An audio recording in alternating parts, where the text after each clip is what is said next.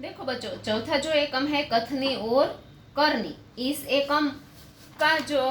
एकम की जो समझूती है वह मैंने अगले वीडियो में आपको दी है। अब इस वीडियो में हम अभ्यास के प्रश्न जवाब और कुछ व्याकरण की समझ देखेंगे और समझेंगे। अभ्यास का जो पहला प्रश्न है, सोच कर बताइए ईश्वर ने मनुष्य को अन्य प्राणियों से किस प्रकार श्रेष्ठ बनाया है। तो बच्चों, मानव जीवन प्रभु की अनमोल देन है। ईश्वर ने मनुष्य को विशिष्ट शक्तियां प्रदान की है, जैसे कि सोचने की शक्ति, कल्पना करने की शक्ति, और मनुष्य है वह अच्छे बुरे का निर्णय भी अपनी बुद्धि के अनुरूप ले सकता है। फिर वाणी का भी वरदान केवल मनुष्य को ही मिला है, क्योंकि हम जानते हैं कि पशु, पंखी, प्राणी आदि सब हमारी तरह बोल नहीं सकते, इसलिए मनुष्य को बोलने का वरदान भी मिला है। इसके बाद मनुष्य को सुंदर शरीर भी मिला है कि जिससे वह सज धज सके अपनी तरह से, और इस प्रकार ईश्वर ने मनुष्य को अन्य प्राणियों से श्रेष्ठ बनाया है। दूसरा जो प्रश्न है, धूम्रपान वर्जित है, कहाँ कहाँ और क्यों लिखा होता है। तो बच्चों, धूम्रपान वर्जित है ऐसा कई जगह पर लिखा होता है, जैसे कि बस स्टेशन, रेलवे स्टेशन, बस में, रेलगाड़ी में और सार्वजनिक कई जगह और वाहनों में लिखा होता है। इसके अलावा अस्पतालों में, सिनेमा घरों में भी चेतावनी दी जाती है कि धूम्रपान करना मना है। बाग बगीचा, पुस्तकालय, धर्मशाला आदि जगहों पर भी धूम्रपान वर्जित है ऐसा लिखा होता है। ऐसा क्यों लिखा होता है बच्चों? क्योंकि धूम्रपान से वायु है वह प्रदूषित होते हैं। प्रदूषित वायु में सांस लेने में तकलीफ होती है, और कई बार छाती और फेफड़े की बीमारियां भी हो जाते हैं। इसलिए सार्वजनिक स्थानों पर धूम्रपान की मनाही की जाती है, क्योंकि वहां ज्यादा लोग इकट्ठे होते हैं इसलिए। तीसरा जो प्रश्न है, फूल सबको अच्छे क्यों लगते हैं। तो फूल सबको अच्छे क्यों लगते हैं बच्चों? क्योंकि फूल है वह रंग बिरंगे होते हैं, उनमें मनभावन सुगंध भी होती है। फिर फूल है वह इस प्रकृति का आभूषण भी है। फूल से कई सारे जगह और वस्तुओं की डेकोरेशन भी की जा सकती है। उनसे माला बनती है और तोरण भी बनते हैं। फूल है वह कई बार विशिष्ट व्यक्ति का सम्मान करने के लिए भी उसका उपयोग होता है। तो इन सब गुणों की वजह से फूल सबको अच्छे लगते हैं, और फूल का दिखाव भी बहुत सुंदर होता है। चौथा जो प्रश्न है, लोग कहाँ कहाँ कतार में इस तरह खड़े रहते हैं। तो जहाँ बिल भरना हो वहाँ, जहाँ टिकट लेनी हो, जैसे कि ट्रेन, कई बार प्रदर्शन में, कई मेले में वहाँ भी होती है। फिर राशन की जो दुकान होती है वहाँ पर होती है। फिर लाइट या टेलीफोन बिल भरना होता है वहाँ होती है।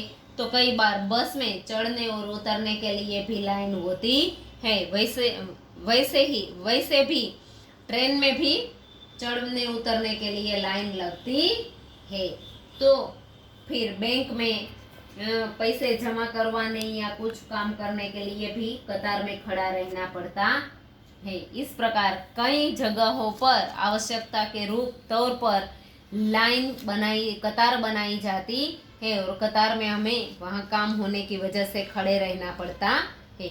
उसके बाद का जो प्रश्न है, विराम चिन्ह और उनके नाम की जोड़ बनाए। तो पहले बच्चों, विराम चिन्ह अगले कक्षा में तो हम पढ़ ही चुके हैं, लेकिन फिर एक बार इसका यहाँ रिवीजन करेंगे। तो विराम चिन्ह में पहले होता है, यहाँ प्रमुख विराम चिन्हों की जो सूची है इस तरह से, यह यहाँ मैं आपको समझाती हूँ। पूर्ण विराम, तो पढ़ते समय जिस स्थान पर वाक्य समाप्त होता है, पूरा होता है, वहाँ पूर्ण विराम का चिन्ह लगाया जाता है। दूसरा है वहाँ है अल्प विराम बच्चों। तो वाक्य पढ़ते समय जिस स्थान पर थोड़ी देर के लिए रुकना होता है, वहाँ किस चिन्ह का प्रयोग होता है? अल्प विराम का। उसके बाद आता है अर्ध विराम, यानी कि अर्ध विराम कैसा होता है बच्चों? तो इस तरह से अर्ध विराम होता है। अर्धविराम वाक्य पढ़ते समय जहां अल्प विराम से थोड़ी ज्यादा देर रुकना है और पूर्ण विराम से कम देर रुकना होता है, वहां अर्धविराम का प्रयोग होता है। उसके बाद है प्रश्नवाचक चिन्ह। तो इस विराम चिन्ह का प्रयोग जिस क्रिया में हमें कोई पूछना होता है, कोई क्रिया के बारे में जानना होता है, और वहां जहां हम प्रश्न सूचक वाक्य बोलते हैं वहां इसका प्रयोग होता है। इसके बाद है उद्गार बोधक यानी कि विस्मयादि बोधक। तो उद्गार चिन्ह यानी कि विस्मय चिन्ह किसे कहते हैं? तो बात करते समय कोई हर्ष यानी कि आनंद की, शोक यानी कि दुख की, घृणा, प्रशंसा, आश्चर्य आदि भाव व्यक्त करने के लिए वाक्य में कुछ शब्द का और वाक्य का प्रयोग होता है, उसे उद्गार चिन्ह यानी कि और विस्मय चिन्ह भी से कहते हैं। वह कैसा होता है बच्चों? तो इस तरह से होता है। उसके बाद है अवतरण चिन्ह। तो अवतरण चिन्ह किसे कहते हैं बच्चों?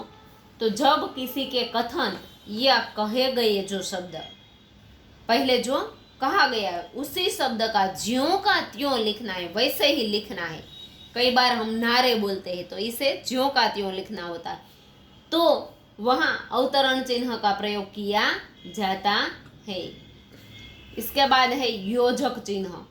तो इसका प्रयोग दो शब्दों को जोड़ने के लिए और उन्हें एक पद बनाने के लिए क्रिया किया जाता है, जैसे कि रात दिन, शोरगुल, टाट बाजार, नंगा भूखा, दिन रात, सुबह शाम। तो ऐसे डैश जैसा छोटा सा होता है उसे योजक चिन्ह कहते हैं। तो बच्चों अब हम यहाँ इस पाठ का जो प्रश्न है वह समझेंगे। पहला जो है अब आपको समझ में आ गया कि यह कौन सा है? तो यह है प्रश्न सूचक चिन्ह। ये कौन सा है बच्चों? तो यह पूर्ण विराम है। फिर तीसरा जो उद्गार चिन्ह यानी कि विस्मय चिन्ह भी से कहते हैं। चौथा है वह अल्प विराम। पांचवा है अवतरण चिन्ह और छठा है वह है योजक चिन्ह। उसके बाद का जो प्रश्न है, वाक्यों को पढ़कर उचित विराम चिन्ह का प्रयोग कीजिए। तो पहला जो वाक्य है फूल तोड़ना मना है, तो इसमें कौन सा चिन्ह आएगा? तो यह वाक्य पूर्ण होता है यानी कि पूर्ण विराम आएगा। वाह कितना सुंदर दृश्य है, तो आश्चर्य हुआ, वाह कितना सुंदर दृश्य है। तो यहाँ वाह के बाद और अंत में उद्गार चिन्ह आएगा। बसों में लिखा होता है धूम्रपान वर्जित है, लिखा होता है, थोड़ा रुकना पड़ा, और धूम्रपान वर्जित है यह वाक्य रिपीट किया जाता है यानी कि यहाँ योजक चिन्ह, अल्प विराम और अवतरण चिन्ह आएगा। उसके बाद धारा रात दिन पढ़ती रहती है, यह वाक्य पूर्ण होता है यानी कि यहाँ पूर्ण विराम आएगा।